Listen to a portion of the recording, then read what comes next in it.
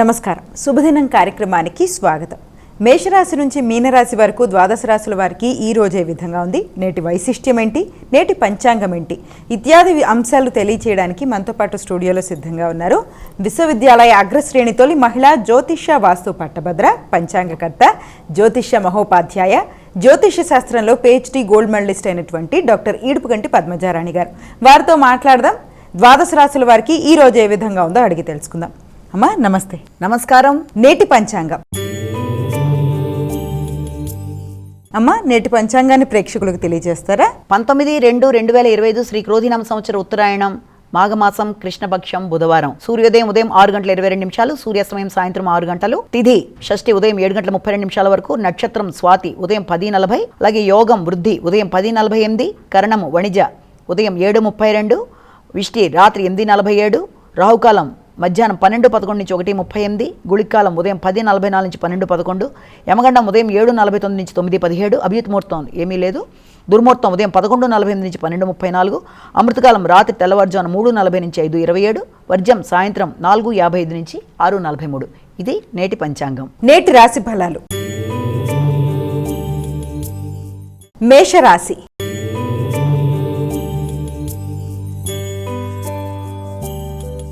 అమ్మా మేషరాశి వారికి ఎలా ఉంది ఈరోజు? మేషరాశి వాళ్ళకి ఆశించిన కార్యక్రమాలు అన్నీ కూడా మీరు ఆశించిన స్థాయిలో ముందుకు పెడతాయి. ముఖ్యంగా జీవిత భాగస్వామితో కలిసి ఈ రోజున చక్కటి నిర్ణయాలు తీసుకుంటారు. అలాగే తల్లి మొదలైన వారి యొక్క సహకారం అనేది మీకు లభ్యమవుతుంది. కళారంగంలో ఉండే వాళ్ళకి మొదలైన వాళ్ళకి మైత్రి సంబంధాలు, దాంతోపాటు కొత్త అవకాశాలు, ఆదాయ అభివృద్ధి మొదలైన వాటికి ఆస్కారం ఉన్న రోజుగా మనం భావించవచ్చు. వృషభ రాశి.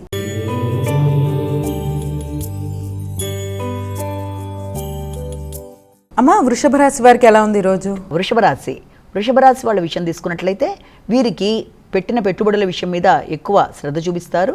రోగనిరోధక శక్తిని పెంచుకునే విధంగా ముందుకు పెడతారు. విద్యార్థులకి పోటీ పరీక్షల మీద దృష్టి అనేది అధికంగా ఉంటుంది. అలాగే శత్రువుల మీద విజయాన్ని సాధించడానికి మీరు చేసే ప్రయత్నాలు చాలా వరకు అనుకూలంగా ఉంటాయి. వ్యక్తులతో విభేదాలు రాకుండా జాగ్రత్తలు తీసుకుంటూ ముందుకు వెళ్ళినట్లయితే మీకు అనుకూలంగా ఉంటుంది. మిథున రాశి.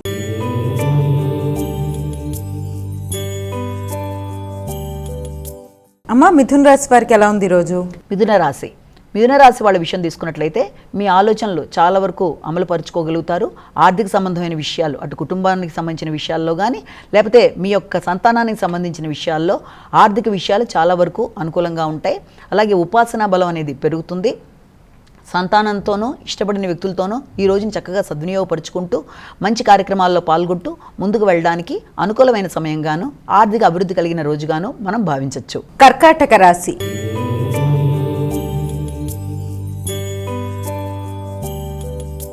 అమ్మా కర్కాటక రాశి వారికి ఎలా ఉంది ఈరోజు? కర్కాటక రాశి వాళ్ళ విషయం తీసుకున్నట్లయితే గృహంలో ముఖ్యమైన కొనడానికి, అంటే గృహానికి సంబంధించి గృహాన్ని అందంగా మలుచుకోవడానికి మీరు చేసే ప్రయత్నాలు, దానికి సంబంధించిన విషయాల్లో కొనుగోలు, వాటికి సంబంధించిన షాపింగులు మొదలైన వాటికి ఆస్కారం అనేది ఉంది. వాహనానికి సంబంధించిన విషయంలో ఎక్కువ ఆలోచన చేస్తారు. నూతన వాహన మార్పు కొరకు చేసే ప్రయత్నాలు మొదలైన వాటికి ఈ రోజున ఎక్కువ స్థాయిలో ఆలోచనలు చేయడం, దానివల్ల కొంత కుటుంబ వాతావరణం ఘర్షణాత్మకంగా ఉండడం మొదలైన వాటికి సంబంధించిన రోజుగా భావించవచ్చు. సింహరాశి.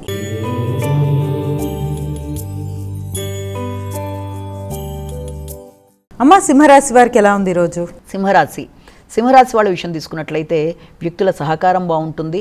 ముఖ్యుల కొరకు మీరు ఖర్చులు అధికంగా పెడతారు. దగ్గర ప్రయాణాల కొరకు చేసే ఖర్చులు అనేవి, అలాగే మీ యొక్క కమ్యూనికేషన్, స్థిరమైన నిర్ణయాలు, తర్వాత వ్యక్తిగత అభివృద్ధి కొరకు మీరు చేసే ప్రయత్నాలు మొదలైనవి అనుకూలమైన రోజుగా మనం ఈ రోజుని భావించవచ్చు.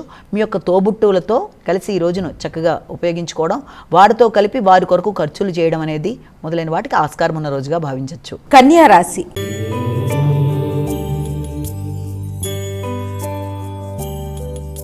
అమ్మా కన్యా రాశి వారికి ఎలా ఉంది ఈరోజు? కన్యా రాశి వాళ్ళ విషయంలో ఆర్థిక సంబంధమైన విషయాల మీద ఎక్కువ దృష్టి సారిస్తారు. రావాల్సిన ఆదాయాన్ని అందుకుంటూ ముందుకు పెడతారు. ఎప్పటి నుంచో ఆగుతూ వచ్చిన ఆదాయం ఈ రోజున అందుకోవడానికి అవకాశం అనేది ఉంది. మాటలు చమత్కారంగా మాట్లాడి ఘర్షణ లేకుండా పనులు చేసుకోవడానికి అనుకూలంగా ఈ రోజుని మలుచుకోవడానికి మీరు చేసే ప్రయత్నాలు చాలా వరకు మీకు అనుకూలంగా ఉంటాయి. అయితే వాగ్దానాలు చేసేటప్పుడు మాత్రం కొంత ఆలోచన చేయడం, అంటే సమయానికి అవతల వాళ్ళకి ఇచ్చిన మాట మీద నిలబడడంలో కొంత మిశ్రమ ఫలితాలు ఉంటాయి కాబట్టి కొంత జాగ్రత్తగా చూసుకుంటూ ముందుకు వెళ్ళాలి. తులారాశి.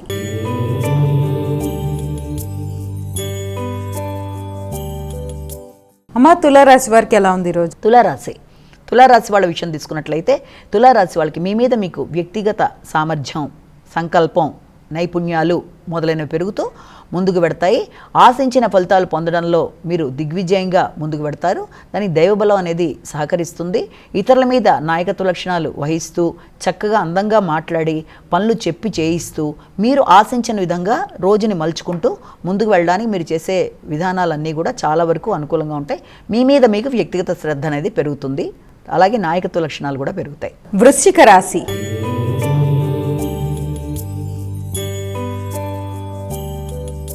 అమ్మ వృశ్చిక రాశి వారికి ఎలా ఉంది ఈరోజు? వృశ్చిక రాశి వాళ్ళ విషయం తీసుకున్నట్లయితే వీళ్ళకి శారీరక శ్రమ చాలా అధికంగా ఉంటుంది. సమయానికి నిద్ర, ఆరోగ్య శ్రద్ధ రెండు కూడా చాలా చాలా అవసరం అని చెప్పొచ్చు. ఆహార స్వీకరణ విషయంలో కానీ పనుల ఒత్తిడి అనేది చాలా అధికంగా ఉండడం బట్టి మీ మీద మీకు శ్రద్ధ అనేది కొంత తగ్గుతుంది. కాబట్టి దానివల్ల ఇబ్బందులు అనేవి ఎదుర్కొనే అవకాశం ఉంది. కాబట్టి వీలైనంతవరకు ఓ పక్కన వృత్తికి సమయాన్ని కేటాయిస్తూనే మీ యొక్క వ్యక్తిగత జాగ్రత్త కొరకు కూడా ఎక్కువ స్థాయిలో సమయాన్ని మీరు చూసుకుంటూ ముందుకు వెళ్ళినట్లయితే ఎలాంటి ఇబ్బందులు లేకుండా ముందుకు వెళ్ళడానికి అనుకూలత అనేది ఒకటి ఏర్పడుతుంది. ఆకస్మిక ఖర్చులు అనేవి అధికంగా ఉండడం బట్టి కూడా ముఖ్యంగా ఆ ఆకస్మిక ఖర్చులు కూడా తండ్రికి సంబంధించో లేకపోతే హయ్యర్ ఎడ్యుకేషన్కి సంబంధించిన విషయాల్లోనో కొంత అధికంగా ఉండే అవకాశం ఉంది. కాబట్టి వీలైనంత వరకు ప్రతిదీ కూడా మీరు మంచిగా నిర్ణయం తీసుకుంటూ ముందుకు వెళ్ళగలుగుతారు. ధనస్సు రాశి.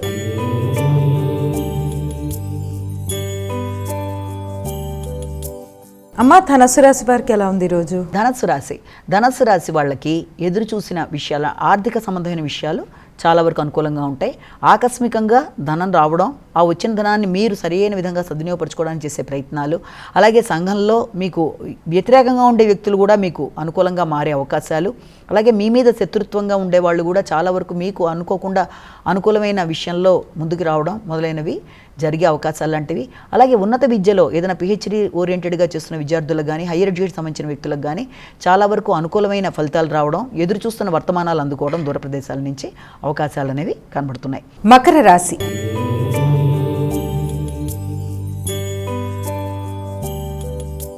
అమ్మ మకర రాశి వారికి ఎలా ఉంది ఈరోజు? మకర రాశి వాళ్ళ విషయంలో వృత్తికి సంబంధించిన విషయాలు, భాగస్వామికి సంబంధించిన వృత్తికి సంబంధించి అభివృద్ధులు, ఇంతకాలం వాళ్ళు ఎదురు చూస్తున్న విషయాలలో వాళ్ళ శ్రమకి తగిన ప్రతిఫలం లభించడం మొదలైన వాటికి ఆస్కారం అనేది, అలాగే జాయింట్ వెంచర్స్లో మీరు చేస్తున్న ప్రయత్నాల్లో దానికి సంబంధించిన అభివృద్ధి కార్యక్రమాల్లో మీరు కొన్ని నిర్ణయాలు తీసుకోవడం, ఆ కీలక నిర్ణయాలకు కూడా ఆర్థికంగా ఏదైనా ఖర్చు ఎలా పెడితే బాగుంటుందన్న విషయాల్లో మీరు చాలా కీలకంగా ఆలోచించి నిర్ణయాలు తీసుకోవడం మొదలైన దానికి ఆస్కారం ఉన్న రోజుగా మనం భావించవచ్చు. కుంభరాశి.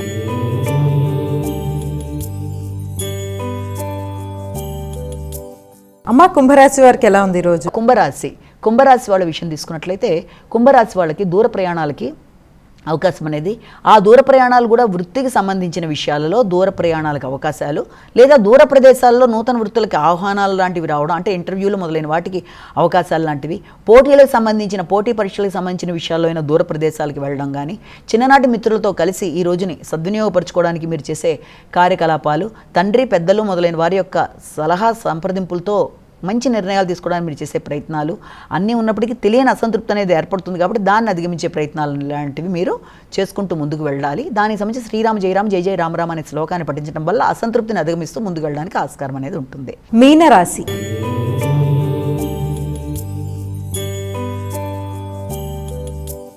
అమ్మా చివరిదైన మీనరాశి వారికి ఏ విధంగా ఉంది ఈరోజు? మీనరాశి వాళ్ళ విషయం తీసుకున్నట్లయితే ముఖ్యంగా ఆరోగ్య విషయంలో ఎక్కువ శ్రద్ధ తీసుకోవాలి. అలాగే ఆరోగ్యంతో పాటుగా ముఖ్యమైన విషయాలు, ప్రయాణాలు కానీ ముఖ్యమైన విషయాలు కానీ మధ్యవర్తిత్వాలు ఇలాంటివి ఏదైనా సరే మీకు సంబంధించిన ముఖ్యమైన విషయాల్లో కొన్ని ఆటోమేటిక్గా ఏదైనా అవి ఆటంకాలు లేకపోతే వాయిదా పడడం మొదలైనవి జరగడం బట్టి కొంత ఘర్షణాత్మకమైన వాతావరణం అనేది మీకు ఏర్పడినా కూడా దాన్ని అధిగమించగలిగిన శక్తి మీకు ఉంది కనుక దాన్ని అధిగమిస్తారు. అదంతా తాత్కాలికమే, తర్వాత అయినా మనం దాన్ని ముందుకు వెళ్ళగలుగుతాం, దాన్ని దాటి అనుకునే భావనతో మీరు ముందుకు వెళ్ళినట్లయితే ఈ సమస్యలు తాత్కాలికం కనుక అన్ని విధాలా మీకు రాబోయే సమయం అనుకూలంగా ఉంటుంది. అయినప్పటికీ కూడా మీ సమయము, శ్రమ, ధనము వృధా కాకుండా ఉండడానికి తప్పనిసరిగా సుమతో శ్రీ కార్తవీర్యార్జున అనే శ్లోకాన్ని పఠించడం ద్వారా ఎలాంటి సమస్యలైనా అధిగమిస్తూ మీ యొక్క శక్తితో ముందుకు వెళ్ళగలుగుతారు. అమ్మ ద్వాదశ రాశుల వారు వారికి వారే సులభతరంగా చేసుకోగలిగే ఒక పరిహారాన్ని ఈ రోజు ప్రేక్షకులకు తెలియజేస్తారా? ద్వాదశ రాశుల వారికి పరిహార విషయాన్ని కనుక మనం ఇక్కడ తీసుకున్నట్లయితే ద్వాదశ రాశుల వారికి రోజు చెప్పిన విధంగానే తమ వ్యక్తిగత దైవాన్ని ప్రార్థించుకుంటూ ముందుకు వెళ్ళేవాళ్ళు కొందరు ఉంటారు. దాంతోపాటుగా అవకాశము, ఆసక్తి అన్నీ కూడా అనుకూలంగా ఉన్నట్లయితే తప్పనిసరిగా ఈ రోజున గణపతికి పూజ చేయడం, ముఖ్యంగా గణపతికి చేసే పూజా విధానంలో గణపతికి సంబంధించిన స్తోత్రాలు కానీ, గణపతి యొక్క నామాలు కానీ, గణపతి అష్టోత్తరాలు, శతనామావళి మొదలైనవి చేయడం. అలాగే ఇది కూడా చేయడం కష్టం అనుకుంటే తప్పకుండా శ్రీ గణేశ నమస్తుభ్యం దేహమే ఆరోగ్యమే సదా అనే శ్లోకాన్ని పఠించడం వల్ల కానీ, లేకపోతే గణేశుడికి సంబంధించిన దేవాలయ సందర్శన, ఇవన్నీ ఏంటంటే వ్యక్తికి వ్యక్తిగతమైన అభివృద్ధి విషయంలోనూ ఆటంకాలు దాటడానికి అన్ని విధాలా అనుకూలంగా ఉంటుంది. కాబట్టి వీలైనంతవరకు ఈ కార్యక్రమాలు చేయడానికి అవకాశం ఉంటే దేవాలయ సందర్శన చేయడానికి చేసే ప్రయత్నాలు చాలా వరకు మీకు అనుకూలంగా ఉంటాయని ఇక్కడ మనం ఒకటి భావించవచ్చు. నేటి వైశిష్ట్యం అమ్మ, నేటి వైశిష్ట్యాన్ని ప్రేక్షకులకు తెలియజేస్తారా? నేటి వైశిష్ట్యంలో భాగంగా ఈ రోజున మనం ఒక చక్కటి వ్యక్తి గురించి తెలుసుకోవాలి. అసలు ఈ రోజు వైశిష్ట్యం ఏంటి అని తీసుకుంటే, మొట్టమొదటిగా ఈ రోజున ఛత్రపతి శివాజీ మహారాజ్ యొక్క జన్మదినోత్సవం. ఆయన ఎంత గొప్ప వ్యక్తో, ఆయన యొక్క కథలు అవన్నీ చిన్నప్పటి నుంచి అందరూ వింటూ పెరిగిన వాళ్ళే భారతదేశంలో. ఆయన యొక్క శక్తి, ఆయన సామర్థ్యం, ఆయన కాపాడిన మన ధర్మాలు, అలాగే ఆయన మనకి ఇచ్చిన శక్తి అన్నీ కూడా తెలుసుకోవడానికి ముందు అసలు ఈ యొక్క ఛత్రపతి శివాజీ మహారాజ్ ఏ ప్రాంతంలో ఉన్నారు, ఆయన సాధించినవి, అలాగే ఆయన యొక్క గురువు, దాంతోపాటుగా ఆయనకి భగవంతుడి ఆశీర్వచనంతో లభించిన శక్తి ఎలాంటిది మొదలైన విషయాలు, ఆయన ఏ రకంగా మనకి సహకరించారు అనే మొదలైన విషయాల్లో చాలా వరకు కొంచెమైనా తెలుసుకోవడానికి ప్రయత్నం చేద్దాం. ఎందుకంటే ఇది చాలా పెద్ద పెద్ద కథలు కనుక వీలైనంత వరకు ఈ విషయాన్ని తెలుసుకునే ముందు ఆయన చాలా చాలా చాలా శక్తిమంతుడిగా ఆయన్ని చెప్తారు. ఎందుకంటే ఆయనకి సంబంధించిన కథల్లో మనం కనుక చూసినట్లయితే ఆయనకి తల్లి చాలా చాలా చాలా దైవభక్తురాలు. ఆవిడ సంతానం, మొదటి సంతానం తర్వాత వస్తున్న సంతానాలందరూ కూడా ఇబ్బందికరంగా ఇదైపోవడం వల్ల ఆవిడ అమ్మవారిని ప్రార్థించి అమ్మవారి యొక్క కటాక్షంతో ఆవిడ ఈ యొక్క శక్తితో ఇంత చక్కటి పుత్రుణ్ణి కలిగింది అన్నట్టుగా చెప్తారు. అయితే దీనికి సంబంధించిన విషయంలో కూడా ఒకానొకప్పుడు జిజీబాయ్ అని ఆవిడ, అలాగే షానాజీ ఆయన తండ్రి, వీళ్ళిద్దరూ కూడా చాలా దేశం కోసం అంటే ఎంత వాళ్ళు ఆలోచిస్తారో, ఎంత పోరాట ప్రతిమ ఉందో వాళ్ళల్లో మనం గమనించుకోవచ్చు. ఆయన తండ్రి దూర ప్రదేశంలో చేస్తూ వచ్చినప్పుడు ఒకానొక రోజున తల్లిదండ్రులు ఇద్దరికీ కూడా ఒకే సమయంలో వాళ్ళకి దివ్య దర్శనం, అంటే తండ్రికేమో కలలో ఒక సిద్ధపురుషుడు కనిపించి చక్కగా ఒక మామిడి పండునిచ్చి, నీకు చాలా చాలా చాలా ధర్మాన్ని కాపాడేవాడు, శక్తి కలిగిన వాడు, చాలా విశేషవంతుడైన పుత్రుడు జన్మిస్తాడని ఒక మామిడి పండునివ్వడం. అదే సమయంలో ఆయన మేల్కొని తన భార్యకి ఆ విషయం చెప్పే సమయంలో ఆవిడ కూడా, నాకు ఇప్పుడు శివుడు కల్లోకి వచ్చి నేనే నీకు బిడ్డ రూపంలో అనుగ్రహిస్తున్నాను, నేను పుట్టబోతున్నాను నీకు, కాబట్టి నీవు నమ్మిన ధర్మాలకు అనుకూలంగా నీకు పుత్రుడిని పెంచు అని చెప్పినట్టుగా. అదే సమయంలో ఇద్దరికి ఒకేసారి కళ, ఒకళ్ళకి ఆ రూపంలో సిద్ధపురుషుడు, ఇంకో రూపంలో అమ్మవారు అదే శివుడు ఈవిడికి కనబడడం. మొత్తానికి శివుడి యొక్క అనుగ్రహంతోనే ఆవిడికి పుట్టడం, శివాయ్ అనే నామకరణం అంటే ఆ రకంగా చేసిన తర్వాత ఆయన పెరిగి పెద్దవాడయ్యే కొద్దీ కూడా, అంటే ఆ చక్కటి పుత్రుణ్ణి ఈవిడ లభించిన తర్వాత కూడా ఆ పిల్లవాడు పెరిగి పెద్దయ్యే కొద్దీ కూడా తండ్రి కొన్ని కారణాల వల్ల ఈ యొక్క శత్రు రాజ్యాలతో తలబడ్డం, వాటితో ఆయన వేరే ప్రదేశానికి వెళ్ళిపోవడం, బెంగళూరు, ఇక్కడ ఈ సంస్థానాన్ని ఆయన చాలా చక్కగా ఇది చేసుకుంటూ ముందుకు వెళ్ళిపోవడం, ఇలాంటివన్నీ జరుగుతున్న సందర్భంలో సమర్థ రామదాస్ అని చెప్పి ఆయన యొక్క గురువు గారిని ఆయన కలవడం, ఆయన యొక్క వ్యూహ రచన, ఆయన శక్తి, ఆయన నేర్పించిన విధానాలు మొదలైనవన్నీ కూడా చాలా చక్కగా పాటించడం బట్టి ఈయనకి విశేషంగా ఆయన యొక్క అనుజ్ఞతో అసలు ఎంతో చక్కటి రాజనీతిజ్ఞుళ్ళ ఆయన పెరగడం.